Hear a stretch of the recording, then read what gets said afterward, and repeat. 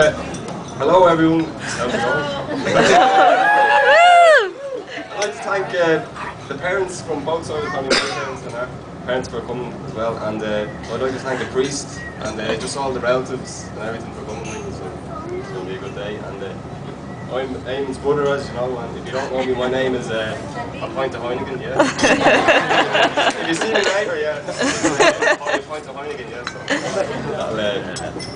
it's going to be right. And I have to take time to compliment the brides, Mrs. Gatton, and the bridesmaids as well. They're looking very well today. So hold up the mic. Hold up the mic. Oh, yeah. Every day, yeah. And so then, yeah. So I'm Eamon's brother, and as you know by now, and That's my brother there. so I'm 10 years younger than Eamon, so Is he drinking that? this is what he used to look like before he got fat.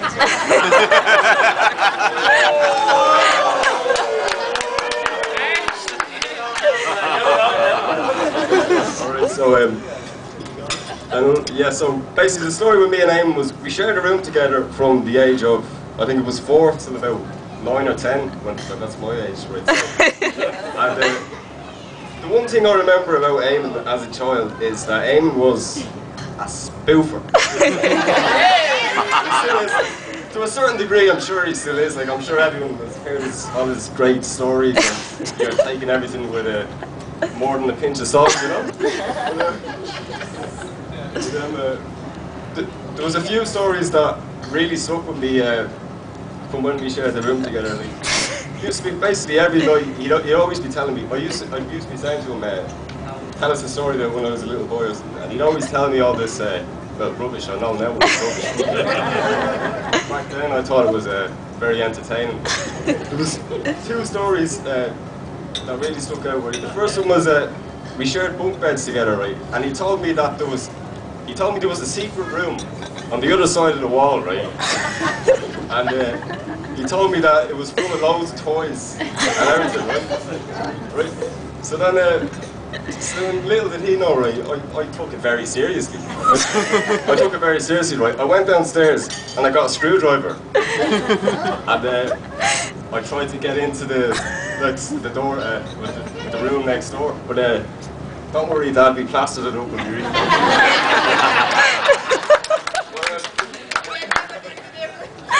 You never found out, so there you go. But, Eamon made up the plaster and the paint, and I kept sketch, so we got away with it in the end. And then the other story that I really remember from Eamon was the time he convinced me for 1 month that he was an alien. He told me that. I can't remember what name he used now, but he had some weird name, and he used to have it. What was your name? Eric Alien, yeah. And so he told me that he was an alien and he was after killing my brother. And so for the first few weeks, I didn't really like my new alien roommate. But then he grew on me, and then by the end of it, I was starting to prefer Eric to Eamon. But then he came clean, and so for 1 year sharing the room, I have to say I was absolutely devastated when he moved out. I really was. Aww. Because he took his PlayStation with him.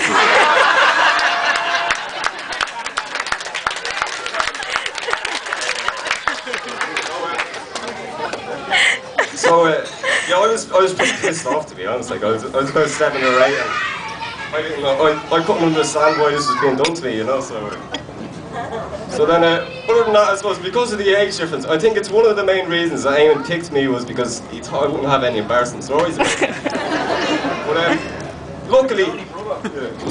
luckily, I managed to go on Facebook, and I got a few stories off his friends. So.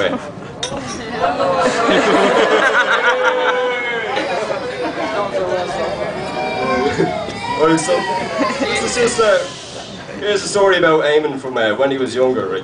So this is from one of Eamon's friends. The first time I met Eamon, Eamon was 10 and I was about 6 or 7. He was stealing beer from our shed. It was left over from my auntie's wedding. Yeah, there were kegs of beer out in the shed and Eamon was drinking straight from the tap. So I think it was around this point that Eamon decided that he wanted to become a barman.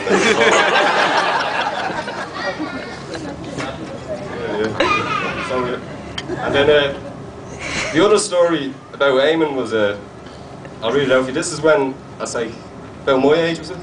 Grafton Street. Right, has anyone ever heard the joke? Oh no. Has anyone ever heard the joke? Have you ever been caught running down Grafton Street in the nude? Right? And usually people say, no, I haven't, and then you say, oh, you must be very good at it, you know. Eamon, have you ever been caught running down Grafton Street in the nude?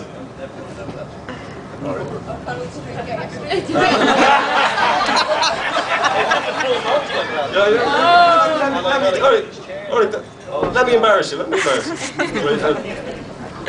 so then, yeah, this is another story from the same chap, right?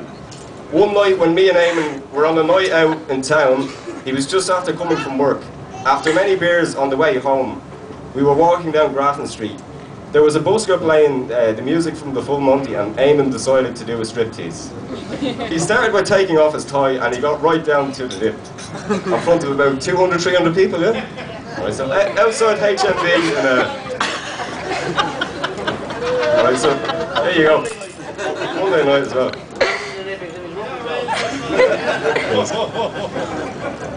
So then, another story is Eamon, he used to tell all his friends the facts of life. So when Eamon was 7 or 8, he told all his friends that babies are made because the man puts washing up liquid. Oh, really? Okay. The man puts washing up liquid in the woman. That was it. There you go. So hopefully your kids will get a better education than that, you know? Yeah. But I mean, other than that, I think that's all the embarrassing stories I can think of for the moment. So wish everyone a good night. Thanks for coming, and I'm going to hand it over to Martina now. Yeah?